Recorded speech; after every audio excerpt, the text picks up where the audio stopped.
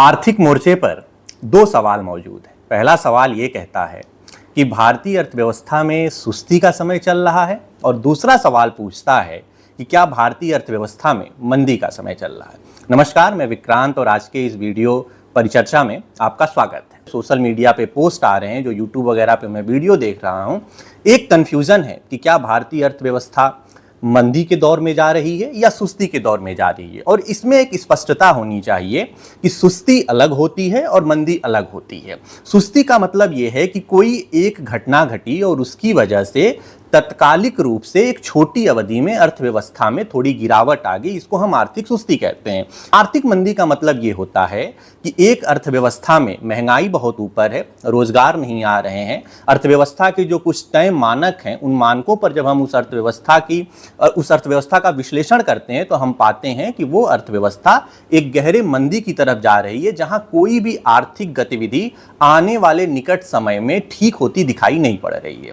तो जब हम इन दो पहलुओं को समझ लेते हैं तब हम आते हैं अपने विषय पर कि वर्तमान में हम भारतीय अर्थव्यवस्था को कैसे परिभाषित करेंगे।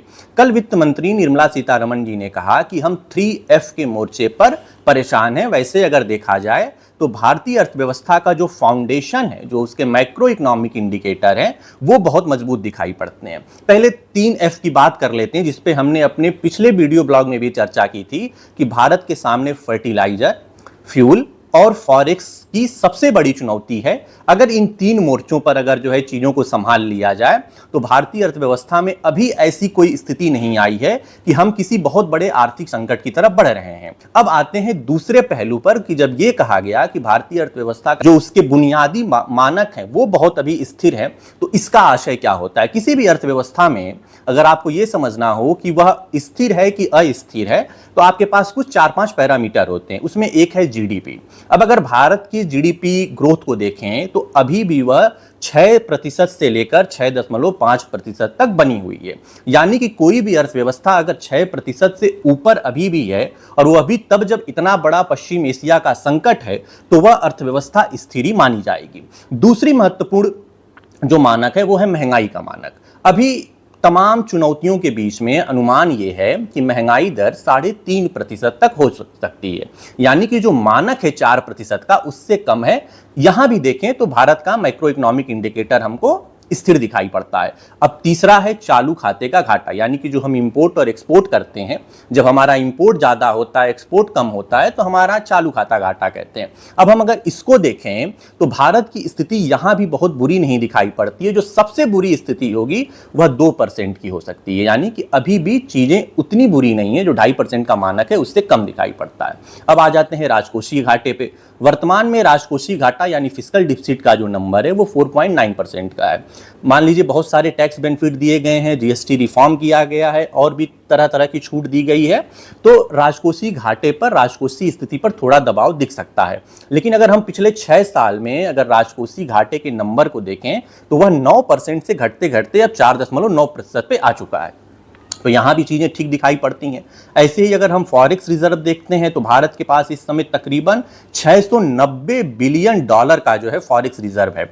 और अगर हम ये मान लें कि अधिकतम अगर मान के चलें, सबसे बुरी स्थिति मानकर चलें, तो हर साल $80 बिलियन का अगर हम मान लें कि हमारा जो है घाटा होने वाला है, तब भी भारत के पास अभी 10 साल तक के घाटे की भरपाई के लिए फॉरेक्स रिजर्व पड़ा हुआ है। तो फिर आप सवाल करेंगे कि जब इतने सारे नंबर अच्छे हैं, जब मैक्रो इकोनॉमिक इंडिकेटर इतने अच्छे हैं, तो फिर भारत का रुपया गिर क्यों रहा है, भारत के सामने इतनी समस्याएं क्यों आ रही हैं, तेल के दाम क्यों गिर रहे हैं, भारत की आर्थिकी में ये सुस्ती क्यों दिखाई पड़ रही है, मार्केट क्यों नहीं बेहतर कर रहा है। तो आज नंबर में नहीं जाएंगे, क्योंकि अभी तक हम जो कर रहे थे वो ये कर रहे थे, ये बता रहे थे कि रुपया क्यों गिरा, कितना दबाव आया, कैसे आया।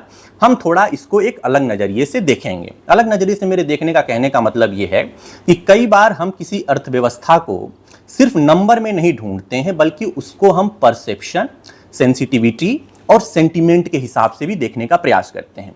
अब इसके पीछे बुनियादी एक कारण ये है कि मैं आज ही अखबार पढ़ रहा था, उसमें एक खबर लगी है और खबर ये कहती है कि एशिया में जो भारत का बाजार है, जो शेयर मार्केट है, अब वो ताइवान से पिछड़ चुका है और ताइवान ने भारत को पछाड़कर 5वां स्थान हासिल कर लिया है।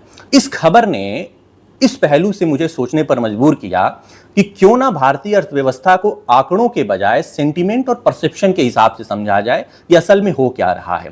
अब हुआ ये है कि पश्चिम एशिया की क्राइसिस के बाद से भारतीय बाजार को अब एक अलग नजरिए से देखा जा रहा है, और वो ये नजरिया है कि जो भारतीय अर्थव्यवस्था है वो अभी इस स्थिति में आ गई है कि वो बहुत ज़्यादा रिटर्न नहीं दे सकती है। पहला पहलू हो गया। दूसरा महत्वपूर्ण पहलू है एआई का, आर्टिफिशियल इंटेलिजेंस का। ताइवान इसलिए भारतीय बाजार को पछाड़ कर आगे निकल गया क्योंकि ताइवान के पास ताइवान सेमीकंडक्टर मैन्युफैक्चरिंग जैसी एक इकलौती ऐसी कंपनी है जिसका मार्केट वैल्यूएशन ही $1 ट्रिलियन से ज्यादा हो चुका है, और उस एकमात्र कंपनी की वजह से उसने भारतीय बाजार को पछाड़ दिया है। तो जब एआई का बूम आ रहा है, हर जगह एआई की चर्चा हो रही है, और एआई जिस चिप से गवर्न होता है उसी चिप को बनाने वाली कंपनी अगर किसी एक देश के पास है और वो दुनिया की सबसे बड़ी कंपनी है, तो निश्चित तौर पे उसके बाजार में रंगत लौटेगी। ऐसा ही कुछ साउथ कोरिया के साथ हो रहा है, हांगकांग के साथ हो रहा है, और चीन ने भी अपने कुछ नीतिगत फैसलों की वजह से एशिया में भारतीय बाजार की जो चमक दमक थी उसको कुछ हद तक फीका कर दिया है। तो एक दूसरा पहलू हमें यह दिखाई पड़ता है कि परसेप्शन और सेंटीमेंट के स्तर पर हम देखते हैं कि किस तरीके से भारतीय अर्थव्यवस्था इन एशियाई देशों के मामले में थोड़ी कमजोर दिखाई वर्तमान परिस्थितियों में पड़ रही है। अब तीसरा महत्वपूर्ण पहलू है अल नीनो का। हमको ये लग रहा है कि ठीक है, आर्थिक परिस्थितियां खराब हैं, वेस्ट एशिया क्राइसिस है, खासकर एशिया के कुछ बाजारों में नए सिरे से तेजी लौटी है, इसलिए भारत में जो हमारे फॉरेन इन्वेस्टर हैं, विदेशी निवेशक हैं, वो भारत का बाजार छोड़कर इन बाजारों की तरफ जा रहे हैं क्योंकि उन्हें वहां ज़्यादा रिटर्न दिखाई पड़ रहा है। लेकिन एक जो ये सुपर अल नीनो इफेक्ट की हम बात कर रहे हैं, इसका भी जिक्र करना बहुत जरूरी है क्योंकि भारतीय अर्थव्यवस्था के दरवाजे पर अब एक ऐसा संकट आने वाला है जो कहीं पैसिफिक ओशियन में 12,000 किलोमीटर दूर तैयार हो रहा है, और जिसे जून के आखिरी में या जुलाई में आने की संभावना है।